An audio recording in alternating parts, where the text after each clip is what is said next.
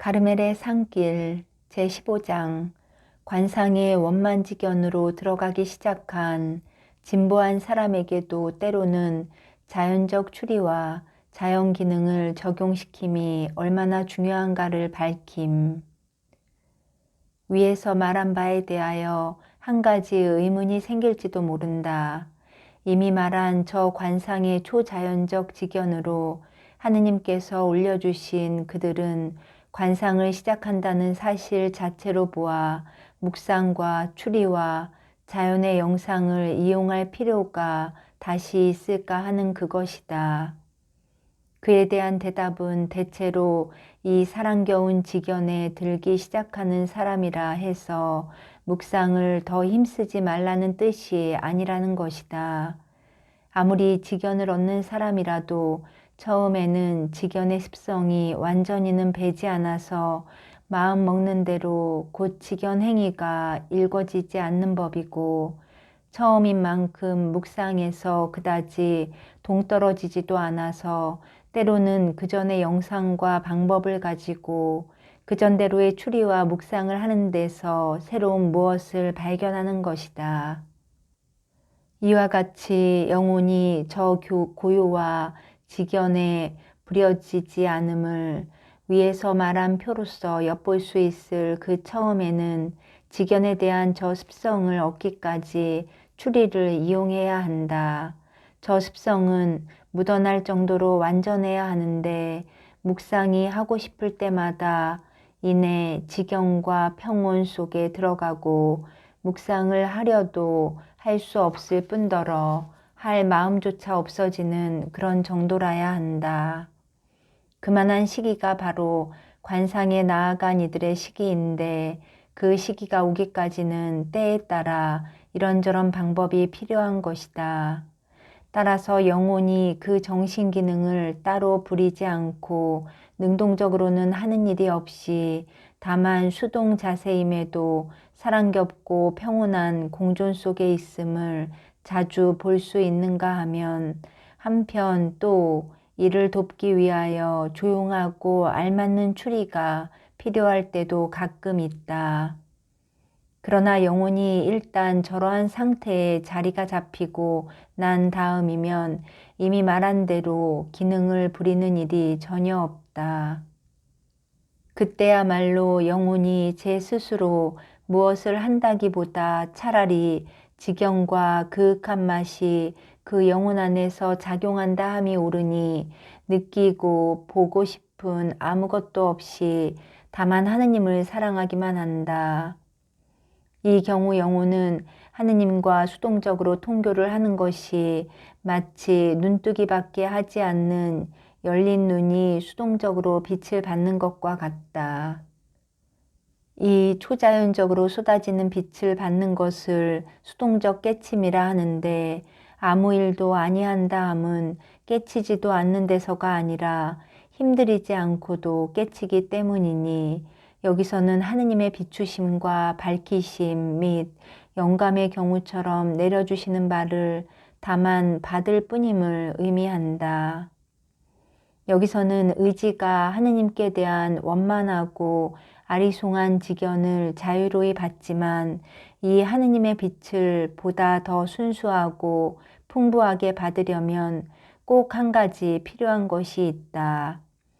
즉 다른 어느 잡기 쉬운 빛 아니면 추리로 말미암은 어느 영상 개념 따위를 이와 뒤섞지 말라 함이니 그 어느 것도 저 맑고 고요한 빛에 비길 수 없기 때문이다. 그러므로 이때에 만약 부분적인 것들을 생각하고 알고자 한다면 아무리 영성으로 대단한 것이라 해도 저 구름이 중간에 끼어들어서 영의 맑고 티없고 뚜렷한 빛을 가로막으리니 그것은 마치 눈앞을 무엇으로 가리고 앞을 못 보도록 빛을 막는 사람이나 같다. 이로 미루어 밝혀지는 바는 영혼이 파악할 수 있는 일체 영상과 꼭두를 깨끗이 떨어서 스스로 비워버리면 이 맑고 훗진 빛 속에서 완전한 상태로 변화한다는 것이다. 이 빛이 영혼 안에 항상 없는 것은 아니다. 피조물의 꼭두와 너울이 그를 막고 가리는 탓으로 빛이 그에게 내리지를 못한다. 그러나 다음에 말하겠거니와 이러한 거리낌과 너울을 말끔히 치워서 마음이 아주 헛지고 가난하게 되면 영혼은 이미 깨끗하고 홀가분해져서 단일 순수한 예지로 올맞을 것이니 그 바로 하느님의 아드님이시다.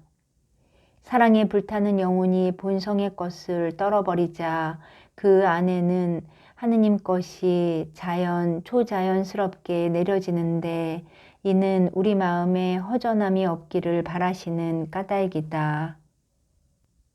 묵상을 할 수 없을 때 아무것도 하지 않는 무위로 보일지라도 영성이는 고요, 잔잔한 이성을 가지고 하느님께 향한 마음 가지기를 마땅히 배워야 한다.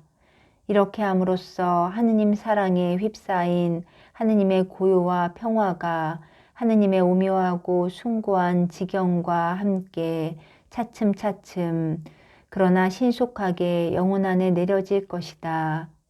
다만 영성이나 묵상 및 상상, 아울러 어떤 추리가 끼어들지 않도록 조심해야 하니 그래야만 영혼이 고요해지고 만족과 평화를 아끼지 않는 것, 그렇지 않은 영혼은 불쾌와 혐오감을 가지게 된다.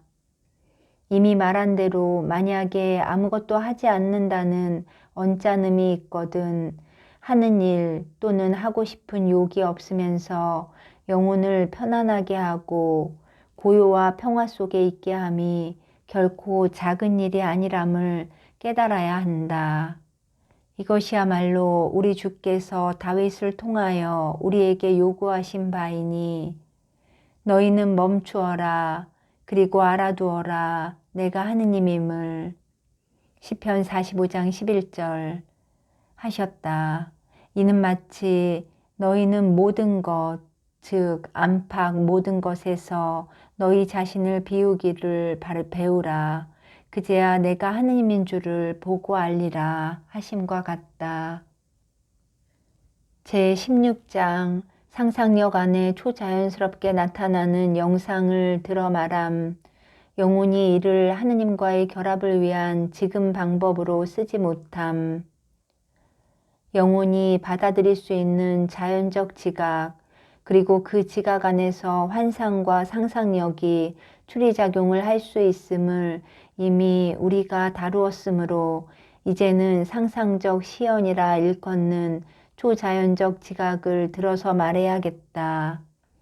역시 이 지각도 심상과 영상과 꼴모습을 지니므로 자연적 지각이나 마찬가지로 감각에 속하는 것이다.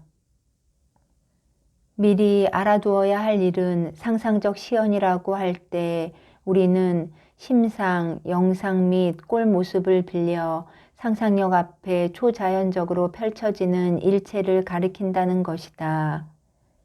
이러한 지각과 영상은 육체의 오관을 통하여 마음 앞에 펼쳐지고 자연의 길을 통하여 그 안에 깃들이지만 초자연의 길을 통해서도 마음 안에 자리를 잡을 수 있고 또 외부 감각에 아무런 도움이 없이도 그 안에 펼쳐질 수 있기 때문이다.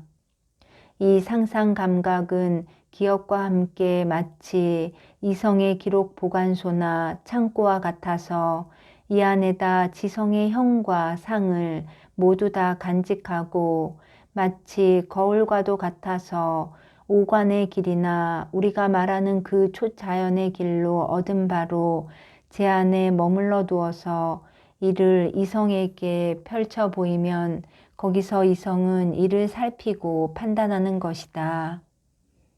한데 이성은 이런 구실을 할 수 있을 뿐 아니라 훨씬 더 나아가 거기서 알아두었던 일들과 비슷한 딴 것들을 이리저리 맞추어 그려낼 수도 있는 것이다. 따라서 주의할 것은 외부의 오관이 제 대상의 형과 상을 내부 감각에 펼쳐 보이는 것처럼 우리가 말한 그 초자연적으로도 하느님과의 악마는 구태여 외부 감각을 빌릴 것 없이 그 같은 형과 상을 펼쳐 보일 수 있고 그보다 뛰어나게 아름답고 구김살 없는 형상을 보일 수 있다는 것이다. 하느님께서 이런 형상으로 여러 가지 일들을 보여주시고 깊은 슬기를 가르치는 사실이 드물지 않으니 이는 성서의 군데군데에서 보는 바와 같다. 예를 들면 이사야가 영광 속에 계시는 하느님을 뵙기는 성전을 덮고 있던 연기 속에서 날개로 얼굴과 발을 가리던 스랍들과 함께였고 하느님께서 예레미야에게는 나뭇가지를 보이셨고 다니엘은 하고 많은 시연을 보았다. 악마 역시 겉으로 좋아 보이는 제 나름의 영상을 가지고 사람을 속이려 애쓰는데 그 실리에는 열왕기에 있다. 1열왕 22장 11절. 그것은 아합의 예언자들을 모조리 속인 때의 일로서 그놈은 숱한 뿔들을 상상에 그려 보이면서 시리아군을 들이받아 전멸시키리라 하였으나 그것은 거짓말이었다. 빌라도의 아내가 본, 즉 그리스도를 처형하지 말라는 시언 역시 그러하였고 이와 비슷한 것을 여러 군데서 볼 수 있다. 이로 미루어 알 수 있는 바는 영상과 환상의 거울에 이러한 상상적 시연이 외부 형체보다 더 자주 비치는 것을 진보한 이들이 경험한다는 사실이다. 이런 것들이 환상과 영상이라는 점에서는 외부 감각을 통해서 들어오는 것과 다르지 않으나 그 빚는 결과와 완전성으로 보아 두드러진 차이가 있으니 겉으로만 초자연스러운 그것들보다 속속들이 초자연스러운 점에서 영묘하기 짝이 없고 영혼에 끼치는 경과도 대단한 것이다. 그렇다 해서 외부적인 형체를 지닌 상이 대단한 결과를 내지 못한다는 법은 없고 문제는 하느님께서 어떠한 통교를 원하시는가에 있지만 우리가 말하고 싶은 바는 시연 그 자체로 보아 영스러우면 영스러울수록 더욱 큰 결과를 낸다는 것이다. 환상과 상상의 이 감각이야말로 악마가 자연적 혹은 초자연적 술책을 가지고 스며드는 자리이다. 이 감각이 영혼에게 문과 입구 노릇을 해주기 때문인데 위에서 말한 대로 여기가 마치 항구와 저장소인 듯 지성은 여기서 물건을 받기도 하고 여기다 두기도 한다. 그러므로 하느님뿐 아니라 악마까지도 초자연스러운 영상이나 심상의 보석을 지성에 이바지하려면 찾아오는 곳이 항상 여기 감각이다. 그렇다고 하느님께서 영혼을 가르치려 하실 때 오직 이 방법 하나만을 이용하시는 것은 아니니 당신은 그 영혼 안에 본체로서 계시고 또 당신 스스로 가르치시거나 다른 방법으로 하실 수 있기 때문이다. 이제 나는 어느 것이 하느님의 시연이고 어느 것이 아닌가, 그중 어느 것이 이런 식이고 또 어느 것이 저런 식인가 이를 알아내는 표징에 머물러 있을 때가 아니다. 내 뜻이 여기에 있지 않고 다만 그에 대한 정신을 깨우쳐 주어서 좋은 영상이 하느님의 예지와 일치하는 길을 막지 않도록 한편 또 나쁜 영상이 속지 않도록 하자는 데에 있다. 따라서 내가 말하는 바는 이 지각과 상상적 시험 및 다른 어느 형과 상은 모두가 어떠한 영상과 심상 또는 부분적 지식 형태로 나타나느니만큼 그것이 악마로부터 오는 거짓된 것이거나 틀림없이 하느님께로부터 오는 참된 것이거나 그로써 이성이 갈팡질팡하지 말고 입맛을 돋구지도 말며 영혼은 가지고 싶고 머물러 두고 싶은 마음을 버리라는 것이다. 그래야만 하느님과의 합일이 요구하는 대로 영혼이 온갖 양식과 방법을 온전히 떠나서 맑고 호찌고 쇠락한 알몸이 되는 것이다. 그도 그럴 일, 이상 말한 형상들은 모두가 어느 한정된 양식과 방법에 의하여 파악되지만 이성이 합일될 하느님의 예지는 아무런 양식이나 방법이 없고 오직 맑고 오직 호찐 까닭에 한정된 무엇에 매이지 않고 차별된 낱낱의 지식 안에 들지도 아니한다. 영혼과 하느님이란 두 끝이 한데 합하려면 둘이 서로 비슷한 무엇이 있어야 한다. 따라서 영혼도 맑고 호쪄야 하고 어느 부분적 지식에 매이거나 한정됨이 없어야 하고 형과 상에 어떠한 구애도 받지 말아야 한다. 하느님께서 형이나 상의 안에 계시지 않고 부분지에 용납되지 않으신 만큼 영혼도 하느님 안에 들기 위해서는 형상이나 부분지를 벗어나야 한다. 형상과 이와 비슷한 것이 하느님께 없다 함은 성령께서 신명기에서 잘도 가르쳐 주시니 너희는 말씀하시는 소리만 들었지 아무런 모습도 보지 못했다. 4장 12절. 그런데 거기에는 암흑과 구름과 어둠이 있더라 하였으니 이는 곧 위에서 말한 저 어둡고 아리송한 지견으로서 이 가운데에서 영혼은 하느님과 만나는 것이다.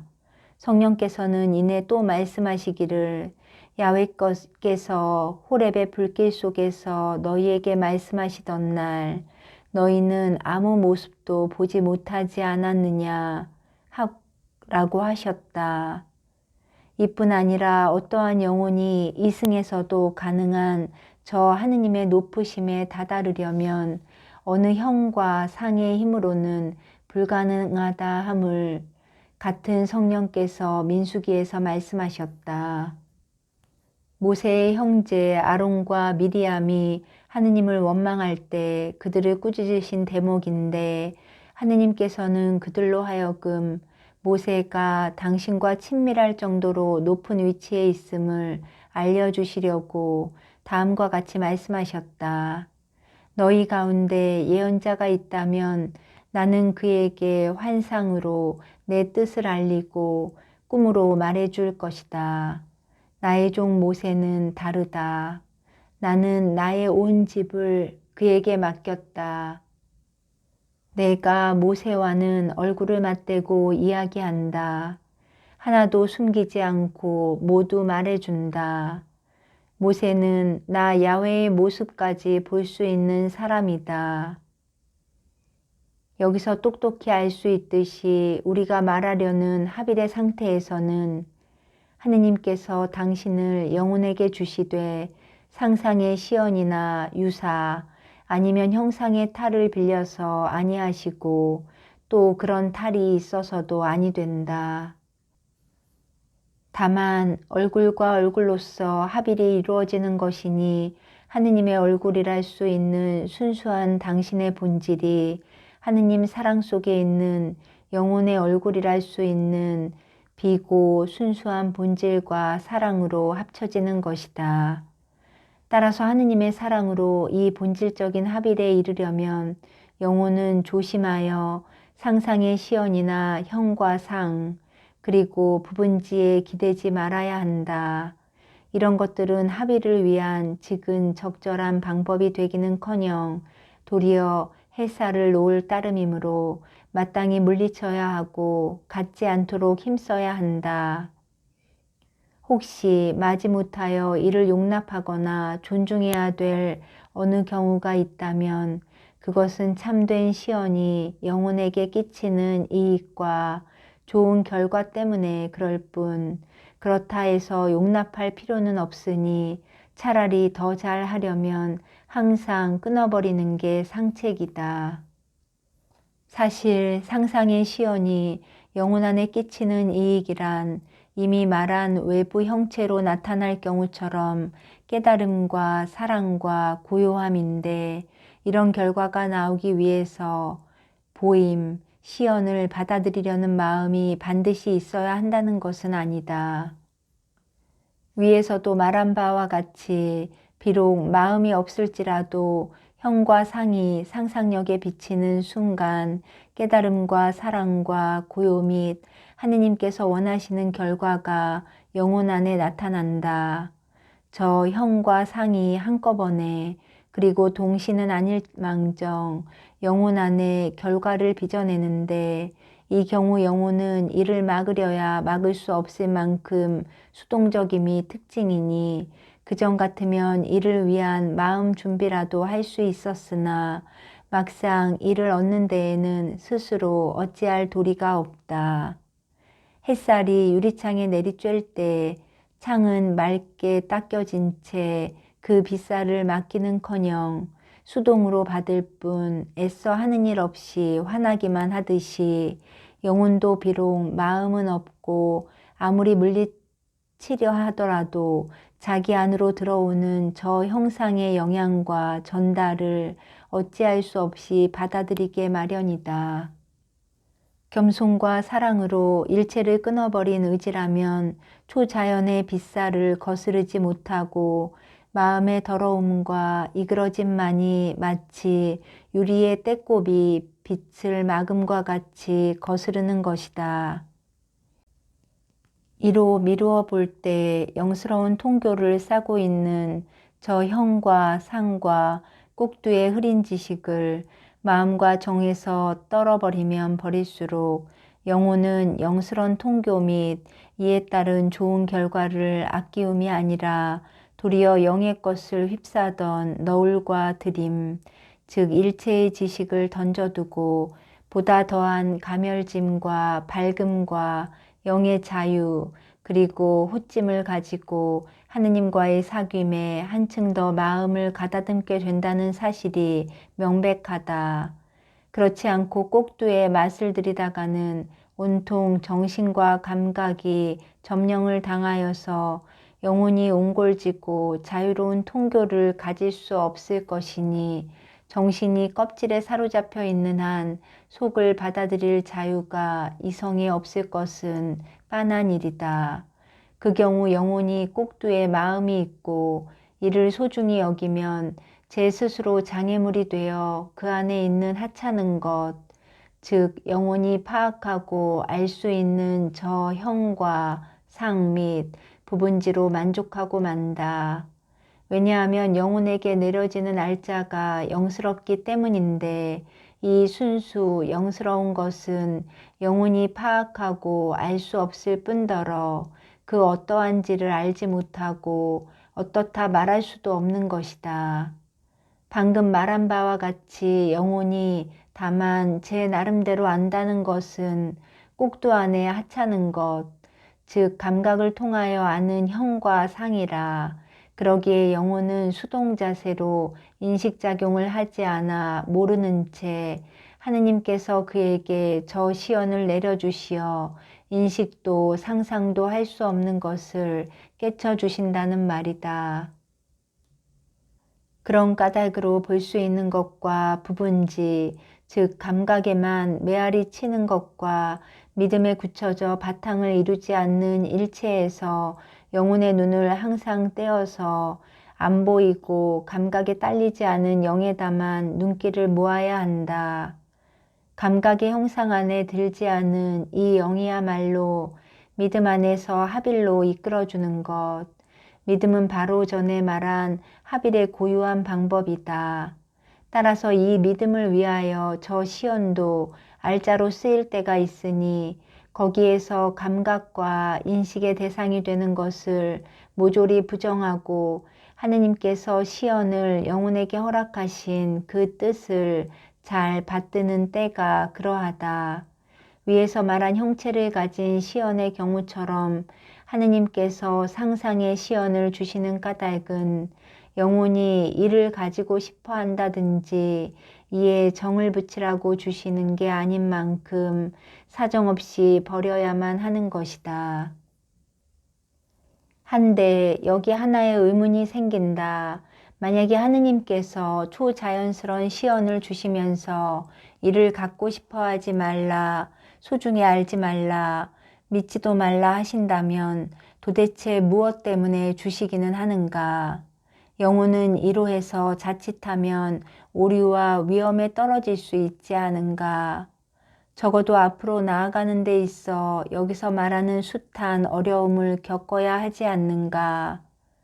더구나 하느님께서는 영과 본질을 통하여 주실 수 있는 것을 하필이면 감각을 통해서 저 시연이나 감각적인 영상을 가지고 하시는가 하는 그것이다. 이 의문에 대한 답변은 다음 장에 나올 것인데 이 문제는 스스로 영성의 길을 가는 이나 이를 가르치는 이에게나 매우 중대 필요하다고 나는 본다. 시연에 있어 하느님께서 가지시는 목적과 법식이 드러나기 때문인데 많은 사람들이 이를 모르는 탓으로 시연이 있을 때 자기를 가누지 못하고 자기와 이웃을 하빌로 향하지 못하게 만든다. 그들은 시연이 진짜이고 하느님의 것인 줄만 알면 받아들여도 좋다 생각하고 거기에 안심해 버리지만 시연에나 세상일에나 요 끊기가 없으면 마찬가지로 아집과 애착과 장애가 있다는 것을 짐작하지 못하는 것이다. 그 까닭에 무엇은 받아들이고 무엇은 물리쳐서 좋은 듯이 생각하나 실상은 가저와 진짜의 시연을 가름하는 데 있어 자기와 이웃을 고생만 시키고 위험에 빠지게 만든다. 하느님께서는 사람들에게 그런 고생을 시키시지 않고 순박한 영혼들에게 그런 위험과 시비로 뛰어들라 하시지도 않으니 그들은 앞으로 나아가는 데에 건전하고 안전한 길, 즉 믿음을 가지기 때문이다. 그리고 이것은 감각과 똑똑한 부분지의 일체 앞에 눈을 감음이 없이는 될 수 없는 일이다. 성 베드로로 말하더라도 자신이 거룩한 변모때 영광 중에 계신 그리스도를 배운 사실에 확신을 가졌었으나 그 사실을 베드로 후서에 적은 다음에는 사람들이 그 사실을 중요한 확증으로 삼기보다 차라리 믿음의 길로 나아가기를 원하면서 말했다. 우리가 가지고 있는 예언자들의 말씀은 더욱더 굳건해졌으니 여러분의 마음에 동이 트고 샛별이 떠오르기까지 어두운 데를 밝혀주는 등불 같은 이 말씀에 주의를 기울이는 것이 좋겠습니다. 즉, 그 뜻을 새기면 다음과 같다. 우리는 타볼산의 이 시험보다 더 확실한 증거를 가지고 있으니 이는 곧 선지자들이 그리스도를 증거하는 말씀과 소리들이다. 어두운 곳에서 비치는 등불과 같은 이 증거를 믿는 그대들은 옳다. 여기서 비교를 해가며 살펴보면 우리가 가르치는 교설이 드러날 것이니 어두운 곳에 비치는 등불과 같은 저 예언자들이 말씀하신 믿음을 보라 함은 어둠 속에 남아있으면서 다른 모든 빛에는 장님이 되라는 뜻이요. 그 어둠 속에서 역시 어두움인 믿음만을 빛으로 삼아 이에 의지하라는 뜻이다. 왜냐하면 우리가 부분지의 밝은 빛에 몸을 의지하려 할 때 믿음인 어둠에 의지하기를 이미 그치고 성 베드로가 말한 어두운 곳에 비치는 그 빛이 우리에게 오는 것을 스스로 아주 막아버리기에 그렇다. 저곳이란 여기서는 지성의 상징으로서 믿음의 촛불이 놓여있는 촛대, 그곳은 저승에서 하느님을 바로 배울 그날이 새기기까지 이승에선 우리가 지향하는 저 변화, 그리고 하느님과의 합의를 성취할 그날이 오기까지 언제나 어두워야 하는 곳이다.